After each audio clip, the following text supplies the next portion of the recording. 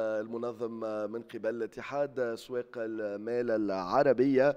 تحية لكل مستمعينا ومشاهدينا وين ما كانوا. حاضرة معنا سيدة سلوى شاكري، المؤسسة ومديرة CSL Advisory Limited في لندن، مختصة في الكونسي استراتيجيك. دونك الحوار هذا باش يكون باللغة الفرنسية، باش نحكيو على لي دوني والمونيتيزاسيون دي دوني في القطاع المالي، باش نحكيو على الذكاء الاصطناعي هكا واكثر. مدام Salwa, مرحبا. Merci, shukran. Merci, alors on va se limiter à ça. Non, non, on peut continuer, mais Darija Maghrebia, pour moi, il n'y a pas de problème. Je ne pense pas que ça va être bon pour l'audience. Je pense qu'on arrive à comprendre un petit peu, mais c'est vrai, on va merci, rester sur le français. Ouais. Alors, je disais donc, depuis tout à l'heure, j'attends ce moment de partage avec vous en direct pour parler d'IA, d'intelligence artificielle, de ce qu'elle peut apporter justement à ce secteur aujourd'hui, le secteur financier d'une manière générale. Et puis, la question des données, la collecte des données, les données et leur monétisation aussi. Ça, c'est important puisqu'on est dans un secteur financier. Voilà. Donc, l'IA.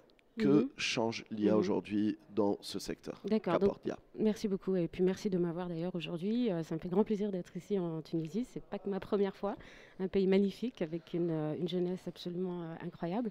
Donc en fait, pour revenir à la question de l'IA, avant de parler de l'IA, déjà il faut parler de data, de contenu, d'information, parce que quand on parle d'intelligence artificielle, il y a l'intelligence qui est en fait la data et artificielle qui est la partie technologique.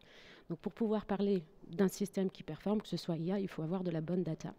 Donc sachant que voilà, on est à la conférence boursière des pays arabes mais aussi des pays africains, il est extrêmement important de comprendre l'intérêt et l'importance des données financières dans le marché. Donc je pense que votre audience est une audience qui comprend très bien ce secteur-là. Donc en fait, la data est un outil qui permet notamment aux bourses de générer des revenus durables qui sont en fait différentes des trading fees. Et pourquoi est-ce que cela gère des revenus durables? C'est parce qu'en fait le contenu est devenu un actif essentiel et à part entière pour les bourses. Donc nous, ce qu'on fait en fait effectivement, c'est qu'on travaille avec nos partenaires qui sont généralement des bourses, à les aider à vraiment faire de la data un actif à part entière. Une fois que la data est devenue un actif à part entière pour la bourse afin de générer des revenus durables, maintenant c'est de convertir ces données-là en analyse. La data, c'est un actif pour l'institution boursière. Pour laquelle elle génère des revenus, elle monétise cela ou absolument. Au-delà des fees. La bourse, des entreprises qui sont... Mais c'est aussi le cas pour les sociétés, c'est aussi le cas pour des sociétés, des entreprises ou même un pays en soi. Donc la donnée vraiment est un actif qui doit être au cœur de toute société et les bourses principalement parce que sans données financières on ne peut pas prendre de décisions d'investissement, donc c'est extrêmement important d'avoir ça au cœur du sujet, donc au cœur du développement d'une bourse ou d'une entité. Donc, mais pour nous ce qui est important quand on parle d'IA, c'est d'abord de parler de data parce que c'est ce qui fuel, on va dire la partie artificielle de l'outil, de l'IA, et ensuite de voir comment est-ce que cet outil-là peut aider au développement de la bourse dans les années à venir. Et donc, pour nous, en fait, on voit l'IA comme un point très très essentiel. Déjà, parce que quand on parle d'IA et qu'on parle d'intelligence, donc on parle de data, il faut aussi que les sociétés avec lesquelles on travaille, ou bien d'autres, sociétés boursières, qu'elles puissent avoir, que la data soit leur propriété pour qu'elles puissent en dériver le revenu maximum, en fait. C'est très important ce que vous dites et puis surtout de mettre un mot qui peut paraître tout simple mais qui a énormément de poids, de dire que ce sont des actifs aussi. Absolument. Ça c'est très important. Les entreprises aussi doivent voir leurs données comme un actif aujourd'hui qui peut être générateur de revenus, qui peut être monétisé. Voilà. Et ben, comment on fait tout cela? Alors comment on fait tout ça? Donc évidemment utiliser donc si on est une société comme des sociétés boursières, on peut déjà utiliser des outils qui sont existants. Je pense que tout le monde connaît celui qui est très présent sur le marché, qui est ChatGPT ou d'autres, où ces outils-là permettent en fait au développement et à en fait d'augmenter la productivité. En fait, quand on regarde l'intelligence artificielle, il faut la regarder de deux angles. Utiliser une intelligence ou une intelligence artificielle qui permet d'augmenter la productivité en interne, donc des staffs, des employés, et ensuite regarder d'un point de vue externe, c'est-à-dire regarder des produits et développer une IA qui puisse générer des revenus pour la société, donc en fait, ou la bourse en fait. Donc en fait, l'IA, il faut le regarder de deux angles. C'est la manière dont on le regarde. Donc développer la productivité des employés, donc ça c'est un. Et de deux, regarder des outils qui peuvent être développés pour ensuite, je sais pas moi, offrir un service à ses clients, que ce soit des chatbots ou autres. Donc en fait, c'est vraiment regarder ça de deux angles séparés. Et je pense que les sociétés performantes ou les bourses de demain seront celles qui sauront embrasser de manière effective déjà, leur donner, et de deux, développer des solutions qui puissent leur permettre de rester compétitifs dans leur marché vis-à-vis, si on est en Afrique, vis-à-vis des autres bourses ou des autres marchés au niveau international. Très bien. Pour terminer, peut-être, comment vous voyez enfin, l'IA d'une manière générale et puis ce traitement des données, cette monétisation des données, est-ce qu'aujourd'hui on est tous égaux face à cela, face à ces opportunités, c'est ça. Et comment bénéficier justement, est-ce que c'est des investissements conséquents?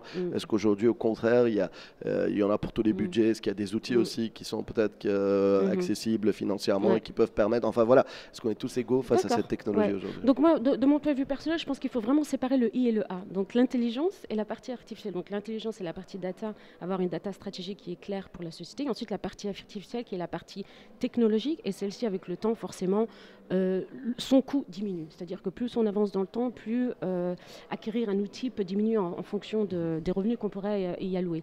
Par contre, ce qui est hyper important dans la partie c'est-à-dire la partie information et data, ce qui est très très important, c'est que les sociétés en fait ont une ownership de la data. Parce que sans ownership de la data, elle peut être utilisée à des buts qui ne sont pas nécessairement liés et alignés avec l'entreprise ou avec un pays ou une société en général, ou une industrie. Très bien. Donc pour vous, on n'est pas tous égaux, mais c'est surmontable. Je pense qu'on n'est clairement pas tous égaux, ça c'est sûr. Du point de vue IA, on n'est clairement pas tous égaux. Je pense que accès à l'information, c'est un coût, parce que ça a une valeur. Donc forcément, il faut avoir les moyens. Donc ça, c'est un. Deux, développer des méthodes et des produits, que ce soit du machine learning et un outil, ça demande des revenus conséquents et un investissement conséquent. Donc à moins d'avoir vraiment une société qui puisse vraiment avoir une vision stratégique et des budgets pour développer ces outils-là et offrir, on va dire, une valeur ajoutée à leur industrie, c'est sûr qu'il va falloir avoir un investissement initial qui soit quand même assez conséquent. Ça, c'est pour la partie développement de produits. Hein. Bien sûr, après, pour tout ce qui est développement de productivité en interne, il y a des outils qui sont disponibles, qui peuvent être leveragés afin d'augmenter, on va dire, la performance d'une société à un autre niveau que celui d'un développement de produits IA. Madame Chekri, Salwa Chekri, je termine avec cette question rapide. Est-ce que tout cela nous conduira à voir l'émergence de nouvelles opportunités? S'il y a au moins une opportunité. Je pense qu'il faut l'embrasser pour avoir des opportunités, effectivement. Il faut tester, il faut y aller. Et puis, je pense que oui. Et je pense que surtout, et ça, je pense que c'est un driver par rapport à certaines nations. Donc, il faut que la nation ait une vision sur les développements numériques de son pays pour ensuite driver les sociétés et driver la jeunesse à développer, avoir des startups, avoir une réglementation qui facilite le développement, pour qu'ensuite pour qu'on puisse tous bénéficier de cela en fait. Par où commencer pour les entreprises surtout qui nous écoutent? Par leur propre data. C'est très bien, ça revient tout à la data. Parce que la technologie, déjà avoir une stratégie de data, c'est-à-dire ou d'avoir quelqu'un qui s'occupe de la data au niveau interne, qui comprend qu'est-ce que la société a, ou être en partenariat avec des sociétés comme les nôtres. Voilà. Merci beaucoup. Je vous en prie. Merci d'avoir répondu à nos questions. نذكر السيدة سلوى شكري, founder director CSL Advisory Limited, cabinet de conseil stratégique basé à Londres. Voilà. شكرا. Merci beaucoup. نمشي فاصل قصير ثم راجعين مع السيد مازن الوظيفي رئيس التنفيذي لبورصة عمان. كيف تتأقلم البورصات مع مختلف التغيرات الجيوسياسية